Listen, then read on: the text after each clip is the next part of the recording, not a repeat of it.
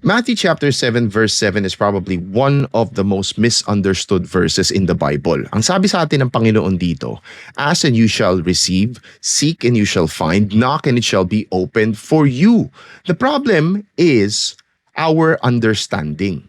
Iniisip natin kadalasan that this is some sort of a blank check, no, na pinirmahan ng Panginoon, that as long as you ask in my name, as long as you're persistent in prayer, and as long as you have faith, you're going to receive what you are asking for, no matter how big or small it is.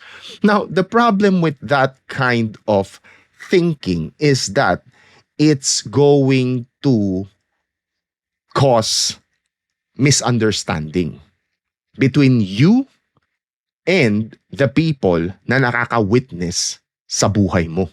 What do I mean by that? Take for example, nagkaroon ka ng isang karamdaman. Grabe ang karamdaman na to, malubha. There is a possibility na pwede kang mamatay sa sakit na ito. Now, you keep telling people na naniniwala ka, nagagaling ka, and hindi ka gumaling. What is going to happen?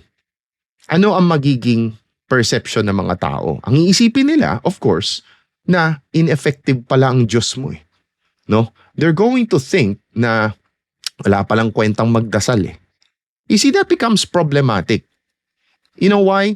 Because instead of surrendering your circumstances to the Lord, you insist that the Lord should do this for you without considering if this is what He wants for you. Hindi mo iniisip kung ano ba ang purpose nito para sa buhay mo at para sa mga taong nasa paligid mo.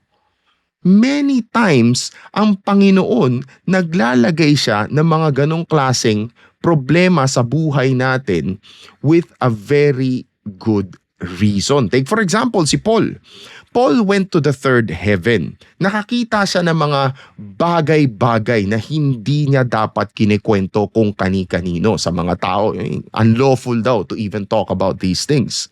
And the thing is, because of that, there is a tendency for Paul to become arrogant. So nagkaroon siya ng thorn in the flesh. Now, we don't know what this thorn in the flesh actually means. Ano ba to? Isang karamdaman ba to? But this is actually tormenting him. Nahihirapan siya dito sa thorn na to. So he asked the Lord to remove this thorn in the flesh. Pero ano sagot sa kanya ng Panginoon? My grace is sufficient for you, for my power is made perfect in weakness. Kung ano man ang binibigay ko sa iyo ngayon, that is enough. Dito mo makikita kung paano kita isusustain. Diyan sa state wherein you are weak, that is where you're going to experience my sustaining power in your life. So there is a purpose to keep him humble and for him to experience the sustaining grace of God. Now, if that's the case, what does seek, ask, knock mean?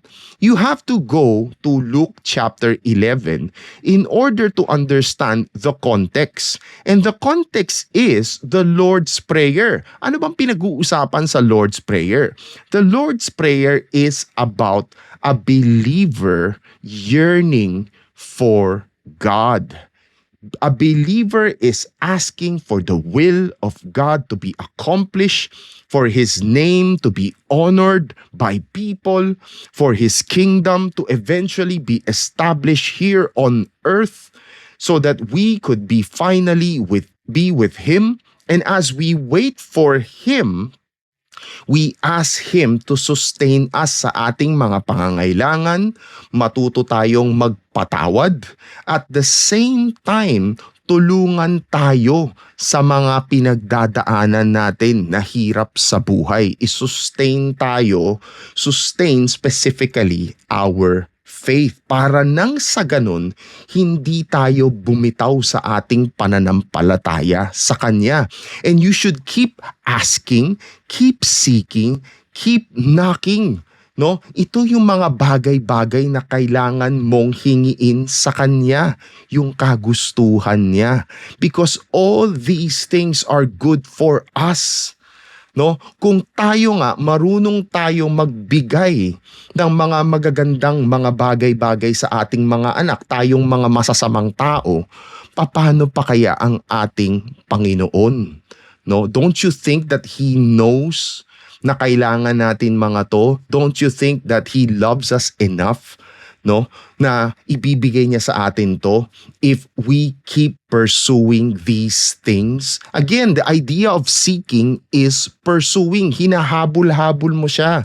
No, you're pursuing His righteousness, His kingdom. No, you're knocking because you want to enter into, or you want to enter through the door to the kingdom of God, no? And you want to open the door of your heart as well because He is knocking. He wants to come in. He wants to have this relationship with you, no? So this is about yearning. Dapat tuloy-tuloy. Dapat hindi ka tumitigil sa paghahanap, sa pagsusumamo sa Panginoon. And with that, God bless.